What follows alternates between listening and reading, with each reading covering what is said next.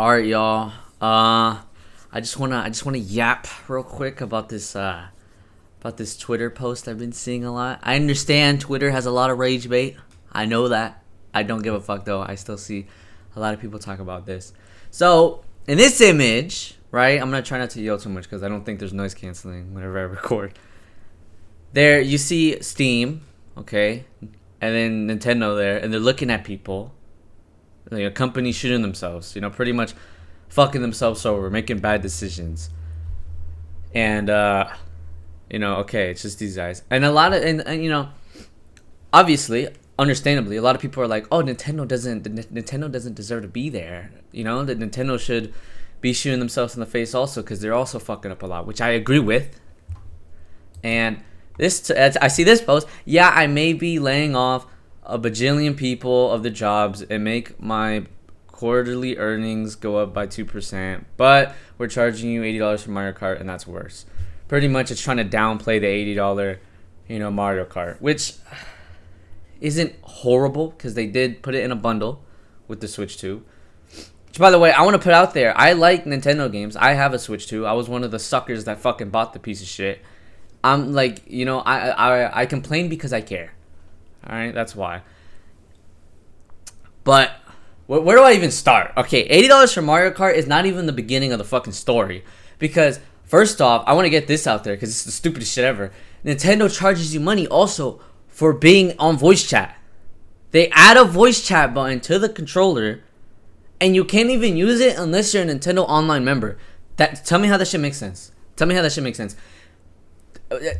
Comparing this, not even to Steam yet, because according to this post, Steam and Nintendo on the same level. Let's not even compare it to that yet. PlayStation doesn't charge you money for voice chat. Xbox doesn't charge you money for voice chat. Epic Games, does Epic Games even have a voice chat? Nobody fucking uses Epic Games. Who gives a fuck? But none of them charge you for voice chat. Now we compare it to Steam. They don't just not charge you for voice chat. They don't charge you money to play online, period. Nintendo, you gotta pay $20 minimum a year. To be fair, that's better than these guys, but still they're charging you money to play online and Steam is not. We're comparing it to Steam because they're on the same level here, according to this stupid ass post. They're on the same level here.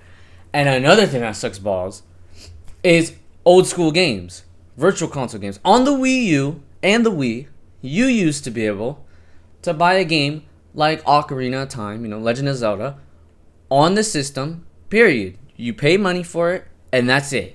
That's it. There's no other ifs, ands, or buts. You bought Ocarina of Time for your Wii U. You get to play it on your Wii U. Nowadays, on this piece of shit service, you gotta pay for N64 games and GameCube games. You gotta pay $50 a year minimum. $50 a fucking year just to play N64 game, GameCube games, and Game Boy Advance games. By the way, the Nintendo GameCube library on the Switch 2 is it's not very good. And for these games, you gotta pay the normal $20 a month minimum also, which still sucks. On my Wii and Wii U, I used to be able to buy Super Mario World and just fucking play it. I can't play it on my Switch without having to pay a subscription. That shit is stupid. That shit is dumb. Another thing that sucks about pricing. The physical games and the digital games. Why do the physical games cost $10 more, bro? Why? No other company is doing this shit. No other company is doing this stupid shit. $10 more. First off, this game shouldn't even be $60 in my opinion. But either way, this is a game that looks cool. But Jesus, bro, this price is ridiculous. Some of these prices are killing some of these games because some of these games are cool, but they're not worth this money, bro. But why is it $10 more? I'm going to cut and I'm going to look for Pragmata for PS5 and we're going to see if it costs any more. Okay, Pragmata on PlayStation 5 is $60, right? But I realize that's a bad example because it's not a PlayStation game. It's not a first-party game. Saros, PS5, this is a PlayStation Studios game. And guess what? It's the same fucking price as it is on digital. It's the same price. They don't jump the prices just because, oh yeah, we're gonna, because we fucking feel like it. All right, I'm cutting to future me real quick because there's some things I want to clarify, and because I saw this stupid shit, I also got reminded of another reason why they are nowhere near Steam. And this is something that all the other companies do, but we'll get to that later. So I did mention that Yoshi, the new Yoshi game, was $70 physically, $60 digitally. And you may be like, oh, well, the games you showed me were also $70. So you're telling me you're happy because the digital and physical are $70? That's not the point. That's not the point. The point is that you're trying to charge you more for physical. They're trying to make them different. They're trying to separate them and get you used to being, okay, physical is going to cost more than digital. It's the fact that they're trying to start a bad trend. And that's another game. And to be fair, they're barely starting this, I Googled it. It's only Yoshi and Mario Kart World for now. But still, that's why Mario Kart World is $80 fucking dollars. Because it costs more physically than digitally. Now, $80, imagine if you try to buy Resident Evil Requiem, a game that's already $70, which is a decent amount of fucking money. That's already a lot of money. And now you have to pay an extra $10 because, God forbid, you wanted to get the game physically. This is $80. This is a $70 game. They're charging you $10 more just to get it physically. Yoshi World, and you could be like, oh, but this means more expensive games can now be cheaper if you just get it digitally. No, don't think that way. They want you to think that way. They want you to be like, oh yeah, the game is a lot here, but hey, they're gracious enough to give me a cheaper alternative. No, the game shouldn't be this much, period. All right, there's no fucking game out there that is worth $80 unless you're talking about some Half-Life 3. But we're not talking about that. That's a conversation for later. But most games should not be $80. Hell no. Okay, I just want to clarify that. It's not about the fact of the price exactly, even though that sucks. It's the fact that they're trying to make them different and trying to get you used to having digital prices and physical prices be different.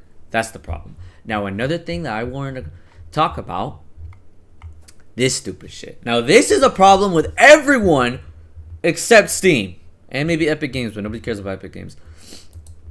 And that is deluxe editions, upgrade packs, whatever the fuck you want to call it. Charging money for FPS. That is pretty much what it is. It's a glorified way to charge you money for 60 frames. If you did that for PC, do you understand how ridiculous that sounds? You're charging me money to use the hardware that I paid hundreds of dollars for. You're giving me a system that can more than easily run these Switch 1 games at 60 FPS, maybe even 120, higher resolution. It can, nothing to, just higher graphics and better frame rates. But you purposely lock my system from being able to play Tears of the Kingdom at a smooth 60 with a nice resolution. You lock my Switch 2 from doing it, and you charge me extra money to rebuy the game just to play it at a higher frame rate. To be fair, you don't need to buy this $80, which that's a lot, but you don't need to buy this if you already own the Switch 1 version, You could just pay, I think, $10-$20. I think it depends, but you could pay $10-$20 just to upgrade your Switch 1 version into the Switch 2 version. Oh, my phone just went off. Okay. I forgot to put that shit in silent mode. Anyways, which $10-$20 isolated isn't a lot of money, but it's the fact that you're charging me money for my system to actually do what I paid for it to do. It's charges on top of charges. I pay money for my Switch 1 game. I get a Switch 2. Now I gotta spend money again just to even get any value out of my Switch 2. And the thing is, nobody else is safe from this except Steam because they don't do it. Once again, why Steam is better than everyone else. But besides that, PlayStation charges you money for FPS. Xbox, to my knowledge, charges you money from they charge you. I'm not too sure. I don't use a fucking Xbox. But I know PlayStation does this shit too. PlayStation, they charge you money for your frame rate. And it's stupid because there's games like Bloodborne that people beg. They're begging Sony for them to fuck them. They're begging Sony to fuck them. Sony, please make me spend another $10-$20 or maybe even rebuy the whole game just to play it at 60 FPS. Please, Sony, please. That is, it's sad and it's ridiculous. That's like me buying a new graphics card putting it into my computer and getting a built-in frame rate cap and Nvidia saying, yeah, we're not gonna let you go past 30 frames if you don't give us $20. Bro, what? That is pretty much what the consoles are doing. You can have PS4 games and your PS5 can be more than capable of running it at 60 FPS, but they say, fuck you, no, you gotta give us money. Same shit with Nintendo. They do the same shit. Yeah, but that's something that I wasn't even thinking about, that I just remembered scrolling through Amazon. Back to what I was saying. For another example, Resident Evil. Let's search up Resident Evil on the fucking Switch. Resident Evil Switch 2. And the crazy shit is $70, and the physical, you're getting the worst version of the game, unless there's a PS4 and Xbox One version, but those are starting to die out. Unless there's a last gen version, you're getting the worst possible way to play the game, and it's just as much as everybody else, and you don't get the game on the actual cartridge. You don't. Resident Evil Requiem, $70. You see this game card thing? This fucking this thing over here? That means you're not getting the fucking game. You gotta download it. And on PlayStation, you're actually getting the full fucking thing on the disc. Like, oh my god, that shit is stupid. What's another thing I gotta yap about? Oh yeah, the controllers. Another thing that sucks about the prices. $100 for some fucking Joy-Cons. Right now, right here, I got a PlayStation controller, Xbox, and the Switch 2 controllers. I'm telling you this right now. The Switch 2 Joy-Cons are not just smaller than your average PS5 controller or something like that, but they're also shittier. Now, I have not gone drift on my Switch 2 controllers yet, so I can't say if they will. I wouldn't be surprised if they do. But either way, these controllers should not cost $100. And this shouldn't be $90 either. PS5 controller. This is a brand new one because I kept seeing renewed ones on Amazon. I looked for a brand new one. Brand new PS5 controller is $75. Why is this more? This has just as many buttons, and it's got more features. You can't even be like, oh, Switch has really cool like haptic feedback vibrations and this and this and that. Dude, the PS5 controller also has that shit, and it has the adaptive triggers. Why the fuck is this more expensive than that? That makes no sense. It makes no fucking sense. Xbox controller, even cheaper. But to be fair, it is on sale, and you do have to get the battery pack. So yeah, that's not the craziest. I'm not even gonna cap. But the PlayStation controller, this shit should not be more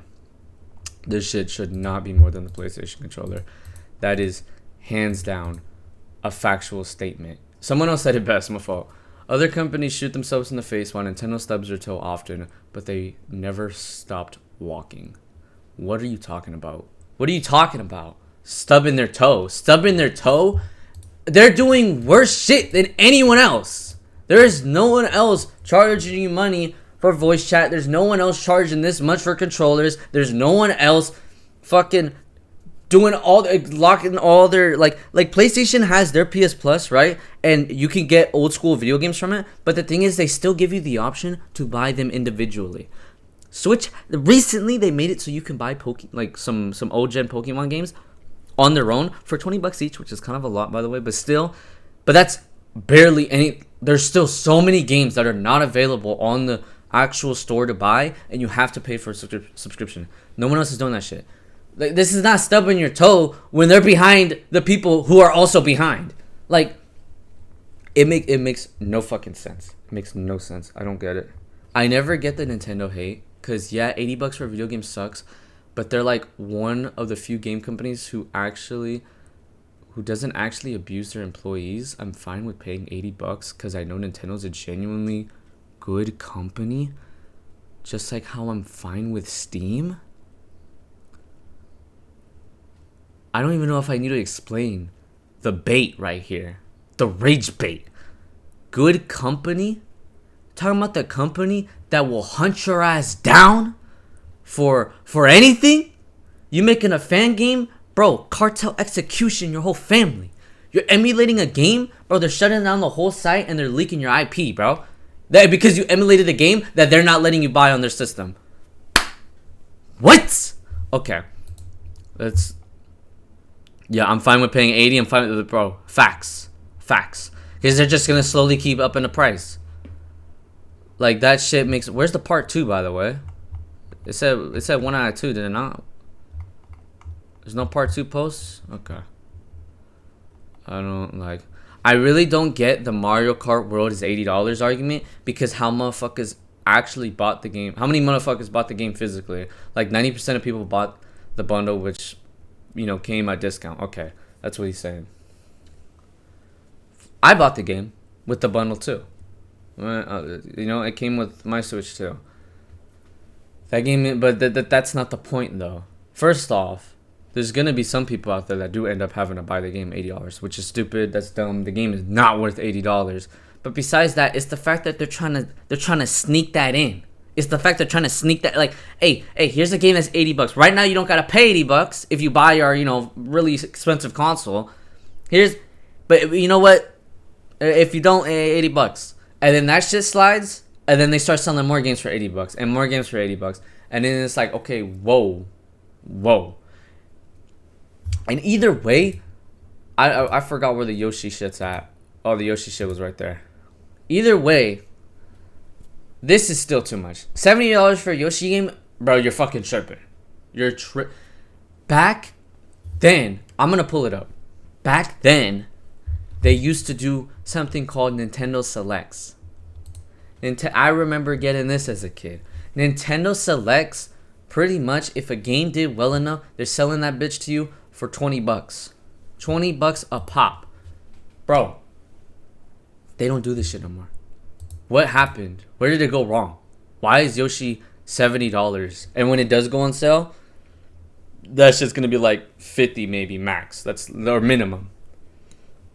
Like, what do you, bro? No.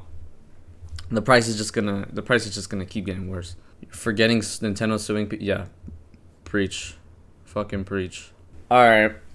I don't even know if I'm gonna upload this video. I probably will. But I think I'm done yapping. I can't think of other stuff right now. Just talking about this shit is pissing me off. But yeah, Nintendo sucks balls. And I say that because I want them to be better. And yeah, that's it. Peace out.